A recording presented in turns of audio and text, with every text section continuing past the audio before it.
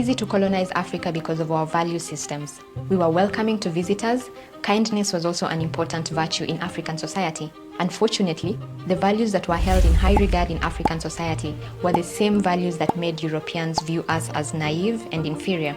Okay, she's speaking as though community, hospitality, respect, hard work, and family and kindness were values that were absent in the West. That's why they thought it was a form of weakness. I think that's very, very incorrect. Maybe it was because we lacked advanced societies at the time and technology. In short, our kindness was taken for weakness. The same thing happened to the Aztecs in South America. After Christopher Columbus's first voyage, he described the natives as so naive, so free with their possessions. When you ask for something, they never say no. To the contrary, they offer to share with anyone. Okay, I don't know how much she knows about the Aztecs, but the Aztecs were not the kindest people. Even the picture she has up there is of an Aztec man holding a weapon.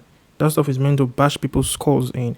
Aztecs were nomads. They never owned any piece of land historically, but they got to build their empire because they met other residents. Some residents were not so very cool with them, so they formed alliances, built up a military, murdered the ones that were not so nice to them, and the Aztecs were really, really big on human sacrifices.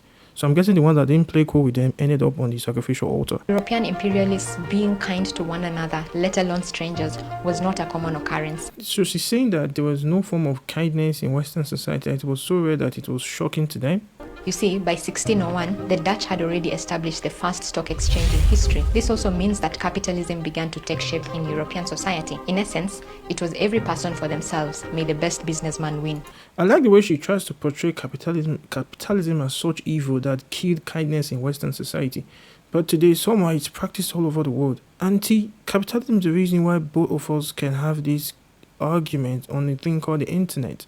And capitalism, which you seem to hate so much, is credited for uplifting the global standards of living. So I don't know what you're getting at, but it doesn't make any sense. So when they set foot in Africa and saw people living in harmonious communal societies, we became targets, easy targets. Okay, is she insinuating that Africa was one giant country? No, madam, Africa is a continent. We're not living in one harmonious communal society. We fought wars among ourselves. I grew up in Nigeria. I heard countless stories of how there were victors and vanquished in wars that were fought. We killed each other in Africa. So the white man did not teach us violence. And that's how precious minerals and other resources were siphoned out of Africa to